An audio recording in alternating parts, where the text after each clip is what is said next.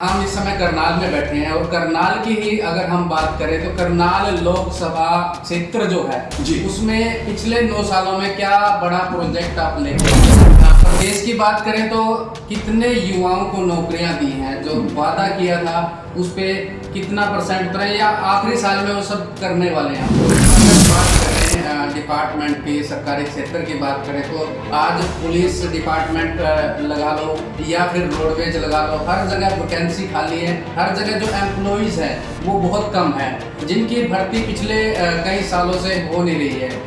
विपक्ष है वो तो यहाँ तक भी तंज कसता नजर आता है कि आप पर्ची भी ले लो, आप खर्ची भी ले लो, पर रोजगार तो हमने खर्ची की बात की, हमने झोले की बात की। झोले की अगर बात करें, अभी जो युवा है झोला इससे भी कई गुना ज़्यादा लेके जाते हैं, विदेशों में जाते हैं और विदेशों में उनका पता भी नहीं लगता कि ऐसे हादसे का कई हमारे ही क्षेत्र के युवा शिकार हो चुके हैं, जिनका सिर्फ डेड बॉडी जो है उनकी इंडिया में आती है। तो उसके बारे में क्या कहेंगे? वो तो इतना मतलब रोजगार के लिए ही जा रहे हैं। वादा किया था कि इतने किलोमीटर के बीच कोई टोल नहीं होगा, 60 किलोमीटर के दायरे में कोई टोल नहीं होगा। यहाँ 60 किलोमीटर के दायरे में अगर देखें 3-3, 4-4 टोल आ चुके हैं।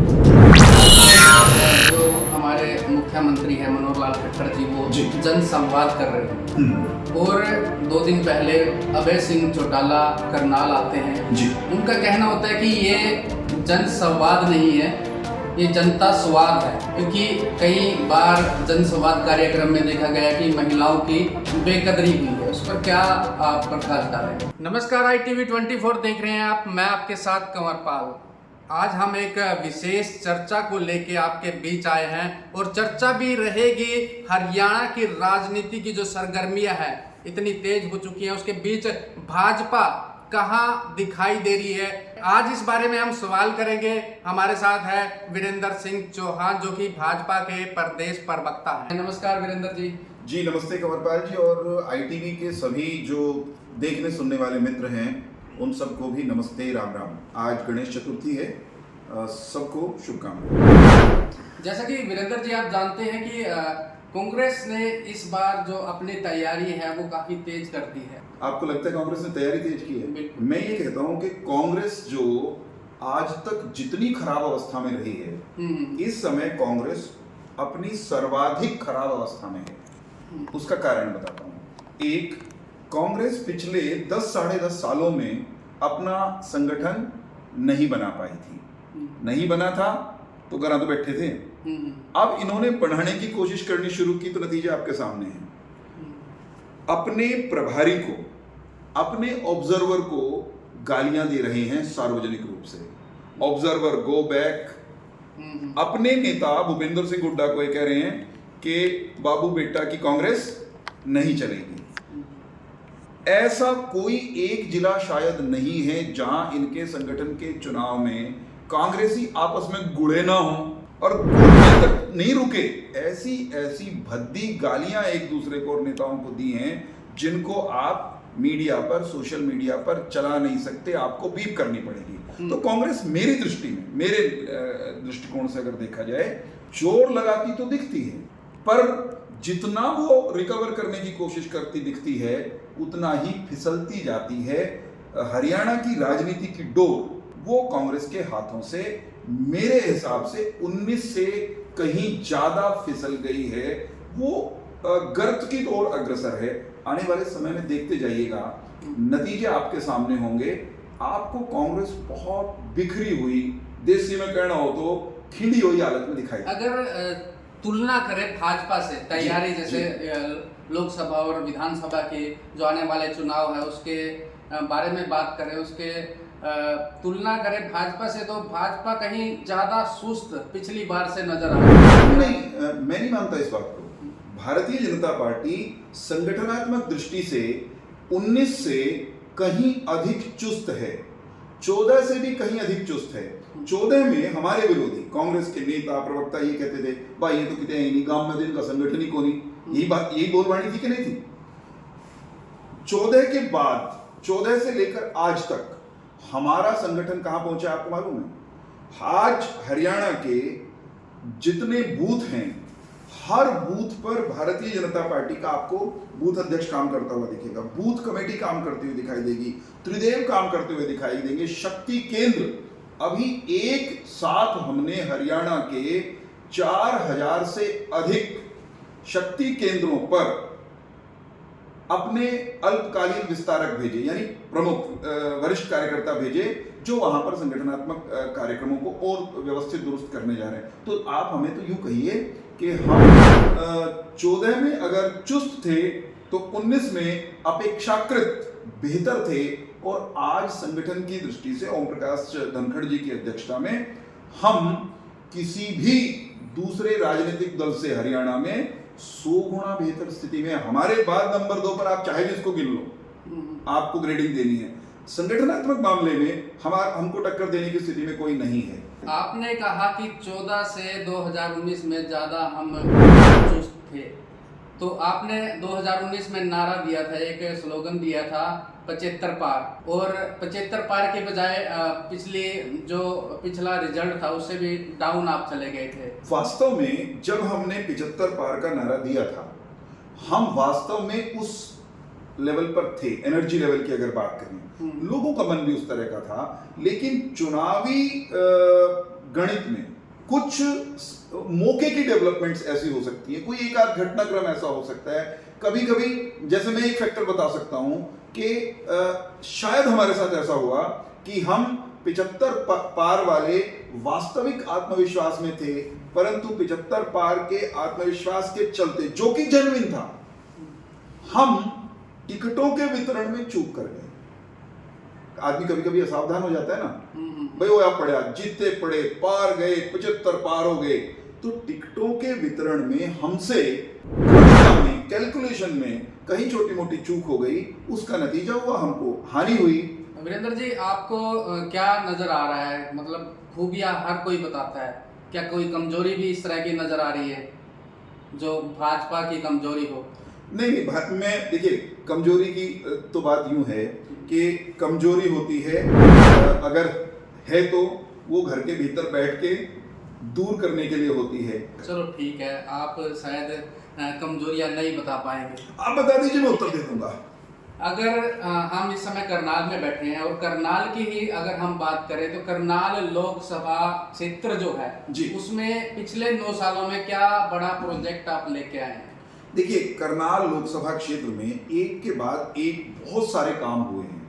ये कहना कि कोई शायद ये कहना कठिन होगा कि बहुत बड़ा कोई ऐसा पानीपत रिफाइनरी, मैं ये कह रहा हूँ कि जैसे पानीपत रिफाइनरी बड़ा प्रोजेक्ट हमारे शासनकाल में आया था, उस तरह का बड़ा प्रोजेक्ट अभी तक फंक्शनल कोई आपको दिखाई नहीं देता होगा।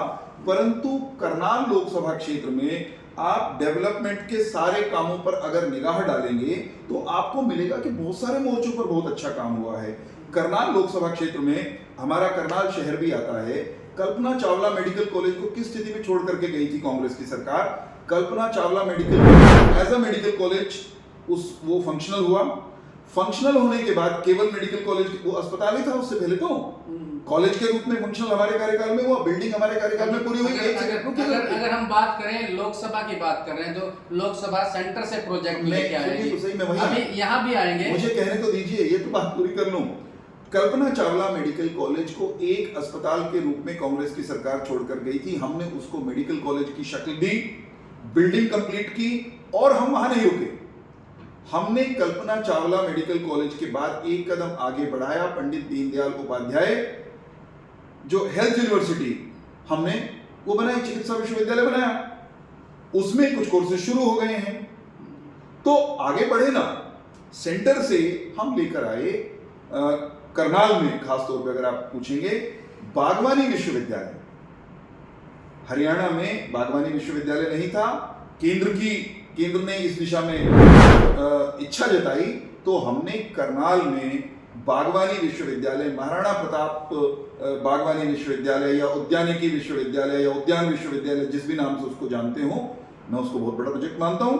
और उस विश्वविद्यालय का परिसर तेजी से बन रहा है, वहां कोर्सेज शुरू हो गए हैं। चलो प्रदेश की बात कर लेते हैं, प्रदेश में रुचि ज्यादा दे रहे हैं, तो प्रदेश की बात करें तो कितने युवाओं को नौकरियां दी हैं? जो वादा किया था उस पे कितना परसेंट उतरे या आखिरी साल में वो सब करने वाले हैं आप लोग?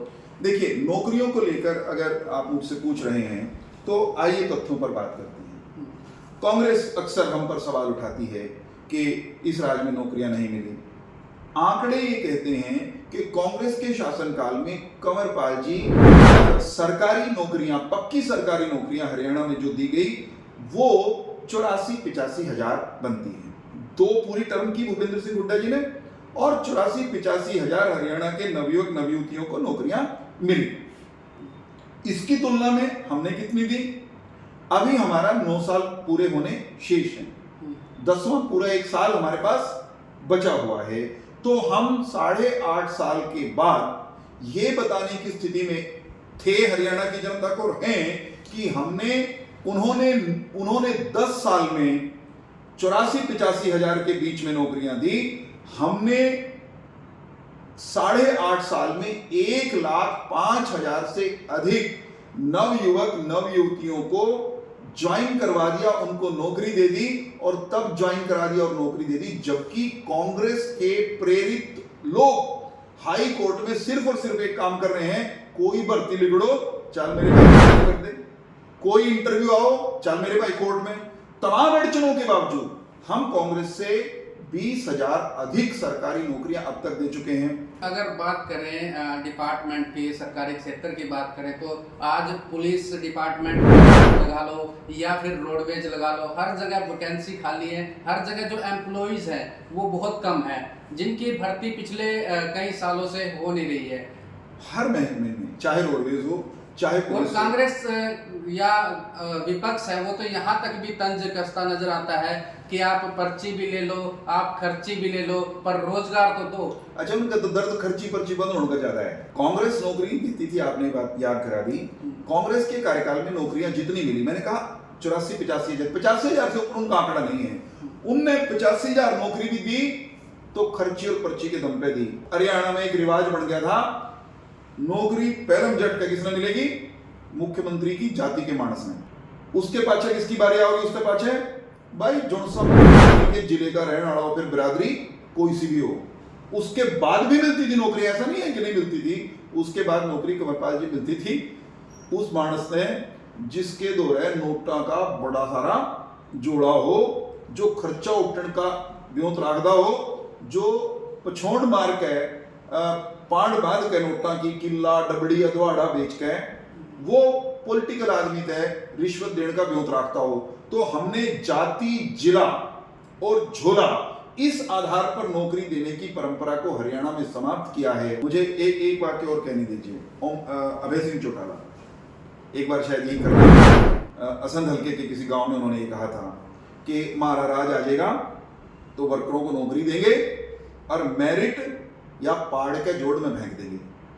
क्या हरियाणा के लोग ऐसे किसी भी राजनीतिक दल को, चाहे इनेलो हो या कांग्रेस हो, सत्ता में लौटाना चाहेगी हरियाणा में, जो मेरिट को फाड़ता हो, प्रतिभा को चीरता हो, मेरिट की छाती पे पांव रख के अपने वर्कर को किसी भी कीमत पर नौकरी देने की बात खुले में करता हो? इससे बुरी सियासत क्या हो सकती है भाई कंवरपाल जी? आपने खर्ची की बात की, आपने झोले की बात की। झोले की अगर बात करें, अब भी जो युवा है झोला इससे भी कई गुना ज़्यादा लेके जाते हैं, विदेशों में जाते हैं और विदेशों में उनका पता भी नहीं लगता कि ऐसे हादसे का कई हमारे ही क्षेत्र के युवा शिकार हो चुके हैं, जिनका सिर्फ डेड बॉडी जो है उनकी इंडिया में आती है। तो उसके बारे में क्या कहेंगे? वो तो इतना मतलब रोजगार के लिए। कंवरपाल जी, मैं भी आपकी तरह चिंतित हूँ कि हमारे बहुत सारे नौजवान वो विदेशों में नौकरी की तलाश में जा रहे हैं। वास्तव में वो नौकरी की तलाश में नहीं जा रहे, वो मोटा पैसा कमाने की चाह से जा रहे हैं। लोगों को लगता है कि विदेश जाएंगे, चाहे डोंकी मार के जाएं या सीधे रास्ते से जाएं, वहां कमाई प्रति मास या प्रतिदिन यहाँ की तुलना में कम काम करके ज्यादा हो सकती है। अब हर नागरिक को अपनी पसंद का रोजगार वो यहाँ मिले या वहां मिले करने का अधिकार है, ये तो कॉन्स्टिट्यूशन भी देता है ना। तो किसी को विदेश जाने से हम रोक नहीं सकते, परंतु हमारी कोशिश ये है कि भारत में ही अधिकतम रोजगार के अवसर पैदा हों, हमारे नौजवान अधिक से अधिक स्किल्ड हों और रोजगार या नौकरी टोम दे क्यों आंडो भाई। हम तो कोशिश ये कर रहे हैं कि आप स्किल डेवलप करो, सरकार आपको लोन देगी, स्टार्टअप शुरू करने के लिए देगी, आपको स्टैंडअप करने की ताकत देगी, आपको मुद्रा लोन में सहायता करेगी, आप अपना कारोबार शुरू करने के लिए आगे तो आओ। चलो विकास की ही बात कर लेते हैं। करनाल लोकसभा में फिर से आ जाते हैं। टोल को हटाने की बात हो रही थी और इतनी मात्रा में टोल दोबारा लगाए जा रहे हैं। 2 टोल अभी अभी लगे हैं। सोनौली की बात करें, डाहर की बात करें तो नए टोल भी करनाल के लोकसभा क्षेत्र में लगे हैं। और जो एक वादा किया था कि इतने किलोमीटर के बीच कोई टोल नहीं होगा, 60 किलोमीटर के दायरे में कोई टोल नहीं होगा। यहाँ 60 किलोमीटर के दायरे में अगर देखें 3-3, 4-4 टोल आ चुके हैं।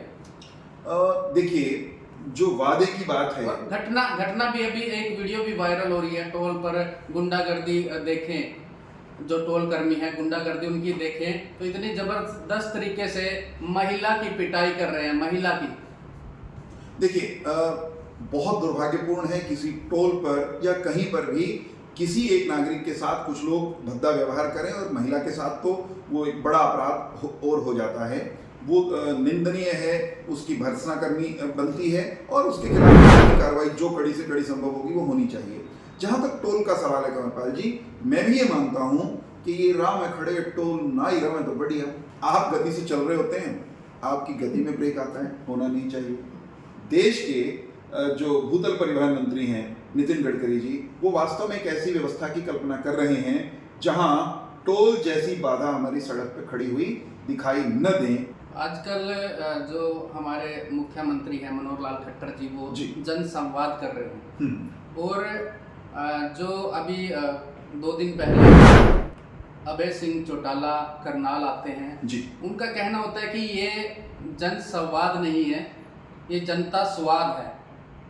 क्योंकि कई बार जन संवाद कार्यक्रम में देखा गया कि महिलाओं की बेकदरी हुई है। उस पर क्या आप प्रकाश डालेंगे? देखिए, जन संवाद कार्यक्रम जो मुख्यमंत्री जी ने शुरू किया, उसका मकसद है लोगों के बीच में सीधे जाना, गांव-गांव जाना, लोग अपनी समस्याएं, अपना दर्द बताएं, उसको सुनना और मौके पर समाधान करना। जितने जन संवाद के कार्यक्रम हुए हैं करनाल शहर से लेकर सिरसा के गांवों तक या और दूसरे जिलों में जहां जहां वो होकर आए हैं, उन सारे कार्यक्रमों में बड़ी संख्या में नागरिकों ने, ग्रामीणों ने अपना दर्द बयान किया और समाधान मुख्यमंत्री जी ने मौके पर करने की कोशिश की। जिसका समाधान मौके पर नहीं हुआ वो जनसंवाद के पोर्टल पर मामला चला गया, उसका फॉलोअप हुआ, एक्शन हुआ।